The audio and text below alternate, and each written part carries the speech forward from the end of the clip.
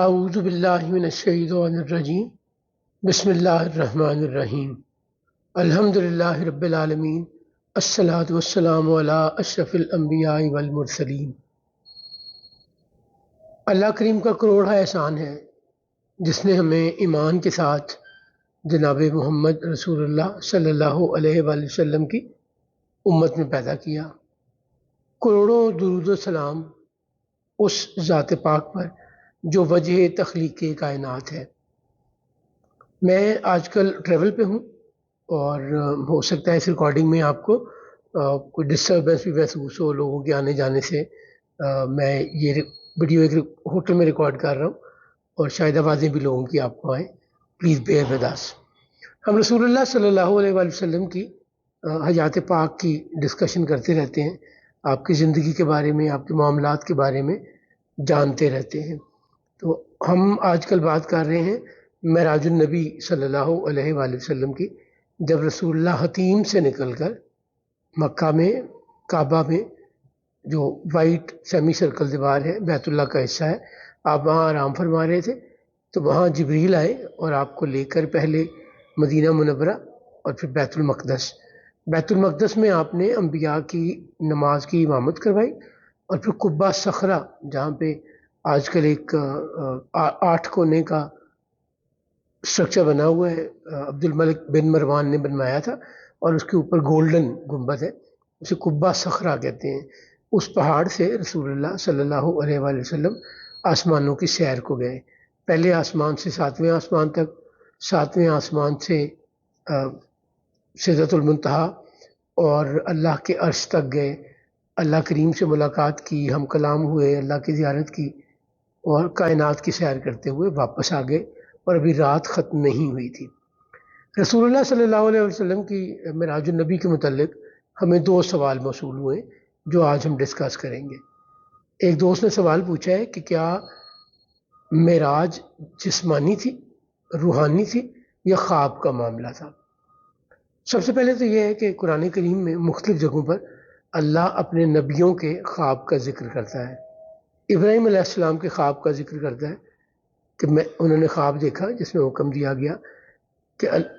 اپنے بیٹے کو قربان کر رہے ہیں، اللہ نے حکم دیا اپنی سب سے قیمتی چیز قربان کرو، تو اللہ نے اسے خواب بتایا۔ پھر یوسف علیہ السلام کے خواب کا ذکر ہوتا ہے جس میں وہ اپنے والد جناب یعقوب علیہ السلام سے کہتے ہیں کہ میں نے خواب دیکھا ہے کہ 10 ستارے، چاند اور سورج مجھے سجدہ کر رہے ہیں۔ یعقوب علیہ السلام نے بھی خواب دیکھا، اس کا ذکر بھی اللہ فرماتا ہے کہ یعقوب علیہ السلام نے خواب دیکھا جس میں انہیں اندازہ ہو گیا کہ کنویں میں میرے بیٹے کو پھینک دیا جائے گا۔ رسول اللہ صلی اللہ علیہ وآلہ وسلم کے عمرہ کرنے کا احوال قرآن خواب کی صورت میں بتاتا ہے کہ رسول اللہ نے خواب دیکھا کہ آپ بیت اللہ میں داخل ہو رہے ہیں اور عمرہ کیا آپ نے۔ یہ تمام خواب اللہ خواب کی صورت میں بتا رہے ہیں،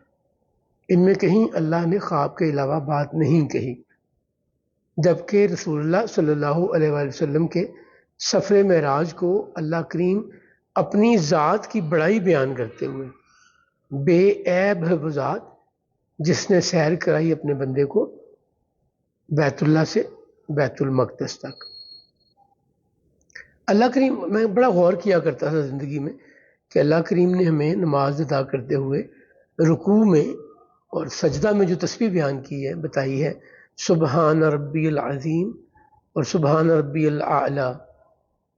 پاک ہے وہ ذات، بے عیب ہے وہ ذات جو میرا رب ہے اور سب سے اعلیٰ ہے، سب سے بہتر ہے، سب سے بڑھ کر ہے۔ بے عیب ہے وہ ذات جو میری رب ہے، جو مجھے پالتی ہے اور وہ سب سے عظیم ہے۔ تو میں سوچا کرتا تھا یہ بے عیب کا ذکر اللہ یہاں کیوں کرتا ہے؟ اللہ کریم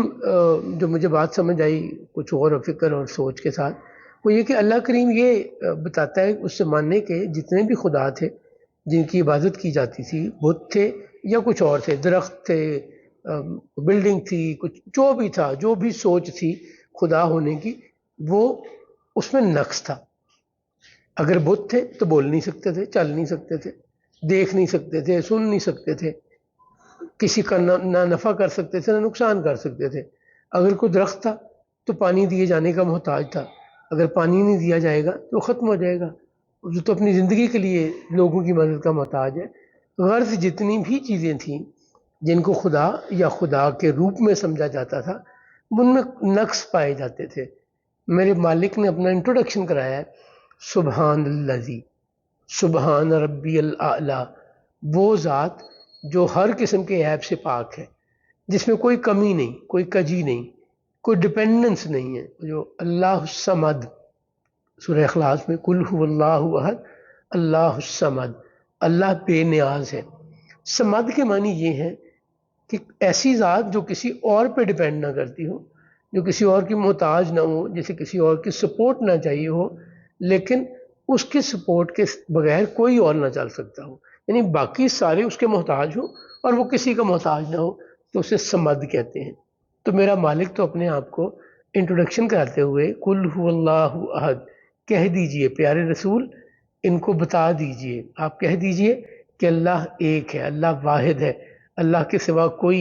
رب نہیں، کوئی مالک نہیں کائنات کا، کوئی عبادت کے لائق نہیں۔ اللہ الصمد، اللہ وہ ہے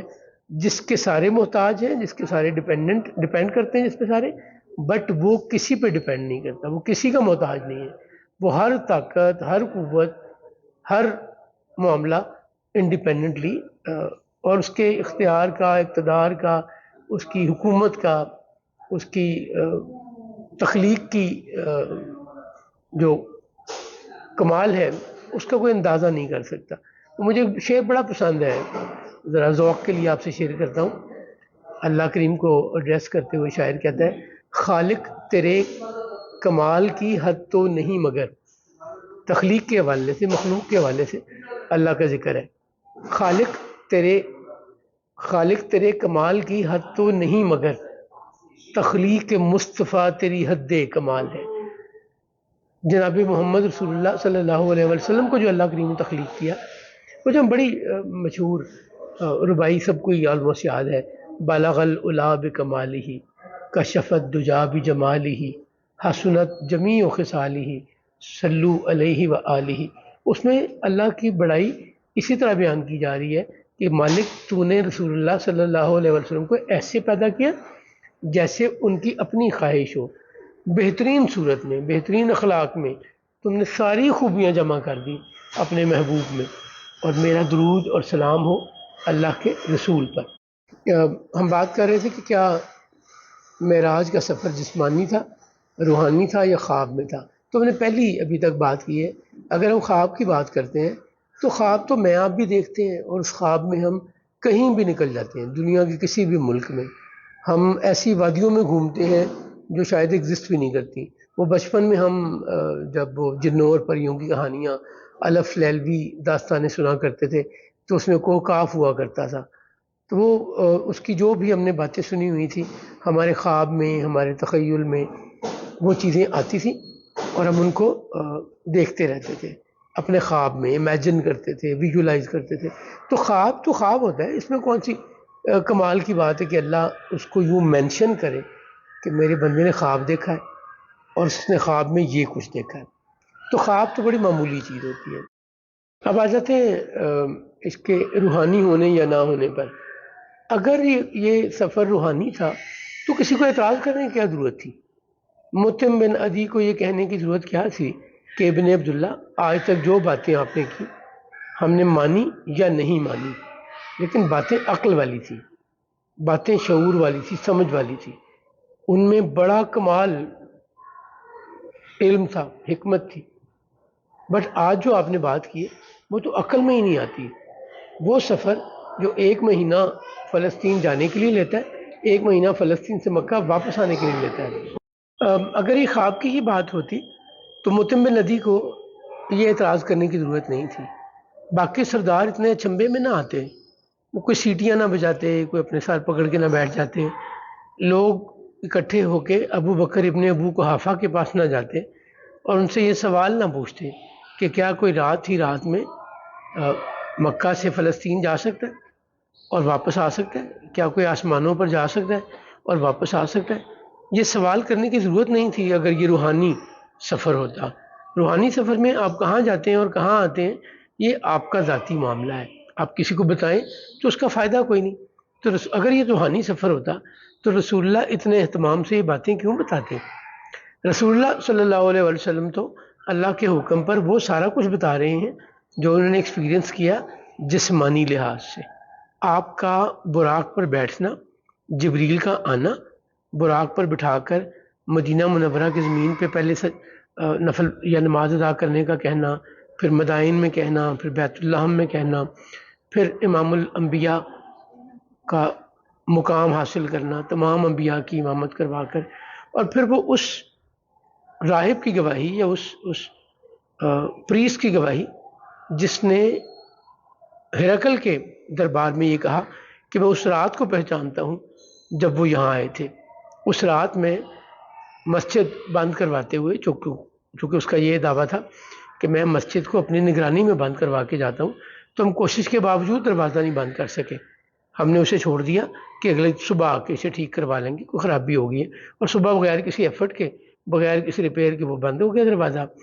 اور جو مین گیٹ تھا اس کے قریب ایک چوپائے کے کھڑے ہونے کے پاؤں کے نشانات بھی تھے، اور ایک نیا سوراخ بھی تھا جس پہ اس چوپائی کو باندھا گیا تھا۔ اور اللہ اتنے اہتمام سے اس سارے واقعے کو بتا رہا ہے، تو اسے اللہ اپنی بڑائی اور رسول اللہ کی عزت اور کمال کے حوالے سے بتا رہا ہے۔ یہ وہ کمال حاصل ہے جس کے بارے میں جبریل کہتے ہیں کہ اگر میں اس سے ایک قدم بھی، ایک انچ بھی، ایک ملی میٹر بھی آگے گیا تو اللہ کی تجلی سے میرے پر جل جائیں گے، اور آپ یہاں تشریف لانے والے کائنات میں پہلے اور آخری شخص ہیں جو سدرۃ المنتہا اور اس سے آگے جا رہے ہیں۔ اللہ کریم نے اپنا معجزہ دکھایا کہ رسول اللہ کو رات ہی رات میں یہ سیر کروائی اور مشاہدات کروائے۔ اگر پھر بھی کسی کو کنفیوژن ہو تو میں حاضر ہوں، یہ بالکل جسمانی معراج تھی، جسم کے ساتھ رسول کریم صلی اللہ علیہ وآلہ وسلم گئے۔ ابو بکر کا مجھے دوسرا فکرہ تھا یہ واقعہ سننے کے بعد، تو آپ نے عرض کی کہ مجھے تو اس میں کوئی تعجب نہیں ہے، اگر اللہ کا فرشتہ وحی لے کر صبح و شام آسمانوں سے آ سکتا ہے اور جا سکتا ہے، تو جن کے لیے وحی لائی جا رہی ہے ان کے لیے اوپر جانا اور آنا کیا مشکل ہے؟ وہ جو پیغامبر ہے، جو پیغام لے کے آ رہا ہے اللہ کا، وہ معتبر ہے، بڑا ہے، یا جس کے لیے اللہ کا پیغام آ رہا ہے؟ ای میل میں، کسی کمیونیکیشن میں جس کو ایڈریس کیا جا رہا ہے وہ امپورٹنٹ ہے، یا کوریئر سروسز سے زیادہ امپورٹنٹ ہے؟ تو یہ سمجھنے کی بات ہے۔ یہ مکمل طور پہ جسمانی معراج تھی۔ اللہ کریم اپنے بندے کو وہ عزت عطا کرتا رہا، وہ کمال عطا کرتا رہا جو کسی اور کو نصیب نہیں ہوئے۔ اللہ کریم ہمیں رسول اللہ صلی اللہ علیہ وآلہ وسلم کی زندگی کو سمجھنے کی توفیق عطا فرمائے اور عمل کرنے کی توفیق عطا فرمائے۔ اللہ کریم ہمارا حامی و ناصر ہو۔ جزاک اللہ۔